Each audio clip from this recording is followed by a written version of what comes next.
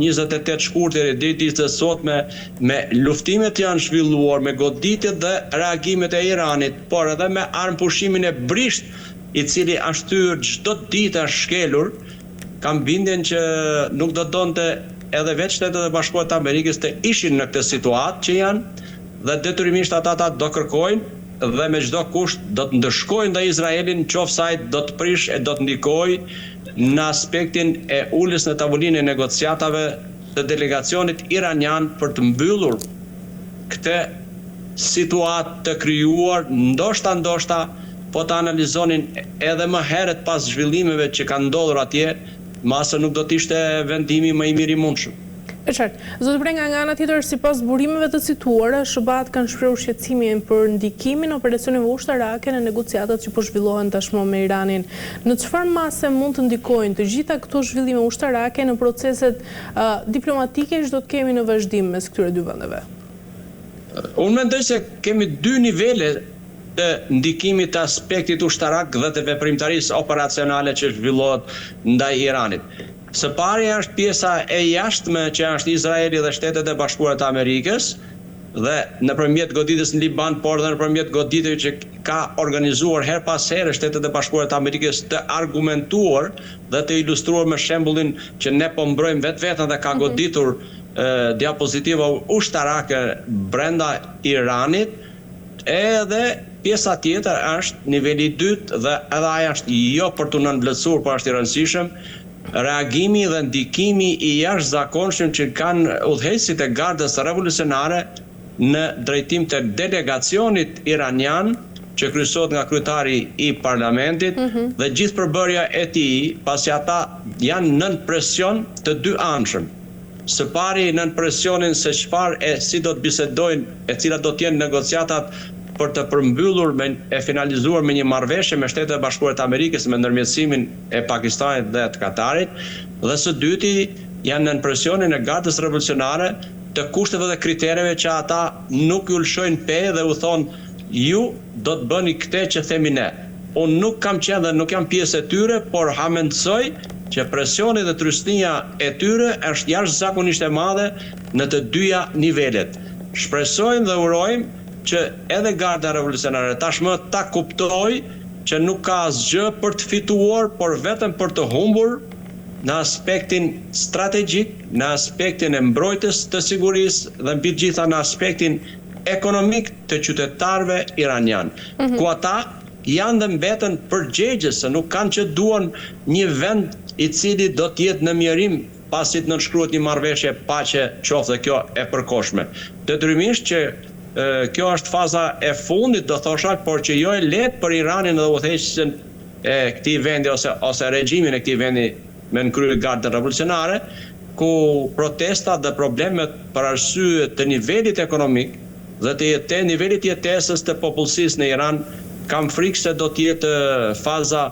e brendshme ku do të shpërthejnë dhe do të jenë të detyruar të përplasen me situatën atje, por ndoshta ajo do të shkojë deri në ato nivele dhe kjo shpreson shumë që regjimi mund të bjerë në ndikimet e brendshme dhe zhvillimet e brendshme të pritshme atje. Zotë Brenga, nga ana tjetër, sa vendimtare është ndërhyrja politike në ndryshimin e vendimeve ushtarake në kohë reale, pasi raportimet sugjerojnë se disa operacione të planifikuara mund të jenë pezulluar pas ndërhyrjes së palës amerikane? Gjithmonë vendimi është politik. Pra, nëse nuk ka një dakordsim apo një linjë politike që merr vendimet, atëherë pjesa ushtarake është e përgatitur, është aty për të përballuar e për të përgjigjur çdo lloj situate, por asnjëherë nuk vepron nëse nuk është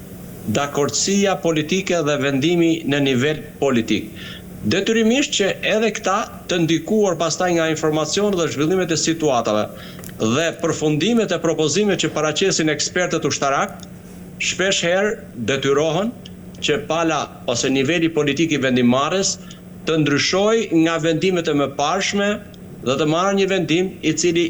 është argumentuar, është arsyetuar që është shumë më i mirë se sa ai vendimi i mëparshëm që nuk i është përgjigjur ashtu si duhet dhe siç parashikohej situatave dhe zhvillimit të tyre në tërësi. Zupre, nga ana tjetër, çfarë tregon kjo për gjithë gjendjen aktuale të koordinimit brenda aleancave kryesore në lindjen e mesme? Pra, nëse konfirmohen detajet e raportuara, bëhet sigurisht fjalë për një episod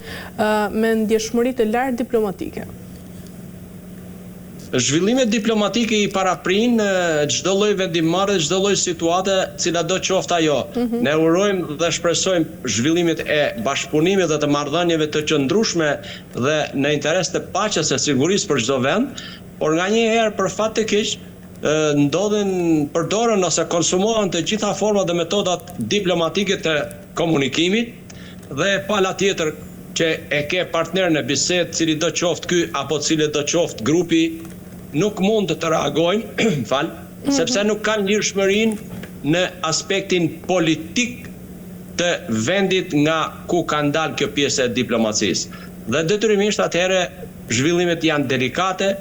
vendimet janë të papritura, gjithçka reagimi është, si mund të themi, në më shumë jo i pritshëm, por kaotik, dhe në këtë formë arrim në përfundime të gabuara dhe përrjedhoj edhe në vendime të gabuara të cilat lënë gjurmë negative dhe pasoja të pashlyera, të cilat i paguajnë gjithmonë qytetarët në aspektin e mirë të fjalës, në aspektin qoftë me jetët e humra që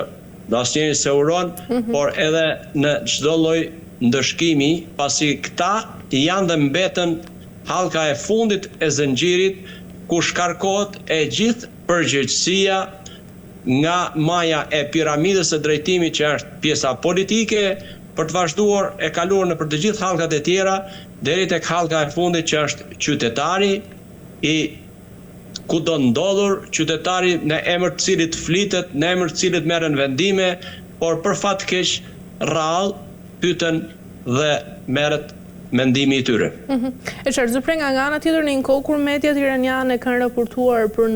ndërprerje të komunikimeve, presidenti amerikan nga ana tjetër i ka cilësuar ato si të pavërteta dhe ka theksuar vimësinë e kontakteve prames të dyja vendeve për çështjen e negociatave. Si ndikojnë këto dy deklarata kontradiktore mes palëve në perceptimin publik, sigurisht pra si proces negociues që bëj Iran? Unë mendoj që komunikimi atje nuk është ndërprer për asnjë moment, pa çka se kush kanë qenë aktorët dhe autorët, por me ndërmjetësim gjithmonë komunikimi ka vazhduar, se unë do ta quaja komunikim edhe delegacionin dhe punën që bën delegacioni i Katarit, por njëjtën gjë që bën delegacioni i Pakistanit dhe ndërmjetësit e të besuarit e presidentit Trump që takohen me ta, por kjo nuk do të thotë që është ndërprer komunikimi nëse nuk flasin me palën iraniane. Detyrimisht që Irani dhe delegacioni i tij bëri presion pasi pa se si po vepronte Izraeli në Liban, duke goditur Hezbollah, sidomos në pjesën jugore të Libanit, dhe ai menjëherë, duke mos respektuar armëpushimin, ndërmori një vendim të mënyrë të një anshme, pa u konsultuar e pa biseduar për të ndërprer bisedimet. Në këto kushte ishte i detyruar ndërhyrja e presidentit Trump dhe mënyra se si ai ka biseduar me kryeministin e Izraelit, dhe kjo mendoj që ndoshta këtë javë do të jetë si një javë e tërhequr nga të dy palët, por kam bindjen pavarësisht deklaratave që janë kontradiktore mes palëve, java e ardhshme do të sjellë përsëri atë që ka prevaluar deri tani, rasti i diplomacisë dhe përdorimit të saj në mënyrë preventive e tërsuksesshme ndërmjetësve pakistanez e të Katarit, për të ulur palët negociata dhe për të parafruar e diskutuar qëndrimet e tyre mbi kërkesat dhe për ta finalizuar atë që don Shtetet e Bashkuara të Amerikës, don Irani dhe lindja mesme, por në një farë mënyre don dhe ndikon drejt për së drejti edhe globi në përgjithësi, që jo pak pa efekte ka shpëtuar deri në momentet që ne flasim. Zupre, nga ana tjetër, sa reale është mundësia për një marrëveshje të shpejtë në këtë fazë të tensioneve që ndodh tashmë mes të dyja vendeve? Unë mendoj se të dyja delegacionet kanë patur kohën e nevojshme dhe të mjaftueshme për të diskutuar mbi kërkesat e tyre, për të parafruar qëndrimet dhe për të ripunuar një draft të mundshëm të një marrëveshje mes palëve, por është tepër e vështirë për të thënë se kur do t'jetë momenti, pasi aty në çdo moment kokat e nxehta mund të marrin mendime të papritura, të paparashikuara që trondisin apo tek më e fundit nëse nuk e ndërpresin e shtyjnë marrëveshjen dhe nënshkrimin e saj. Por unë besoj që nuk do t'jetë e largët, besoj që ky muaj do t'jetë muaj që do të mbyll një marrëveshje, do ta finalizojë atë paçka se kush do t'jetë rezultati i saj. Në qoftë se do të ketë problematika, jam i bindur në lidhje me kërkesat që kanë paraqitur të dy palët, pasi stega ngrihet shumë lart, por delegacionet e palëve që do të ulen në negocim dhe ekspertët do të bëjnë të mundur që të lëshojnë pe në të dy krahët, por për të marrë atë që është më kryesorja, paqen dhe bashkëjetesën paqësore, paktën për një periudhë kohore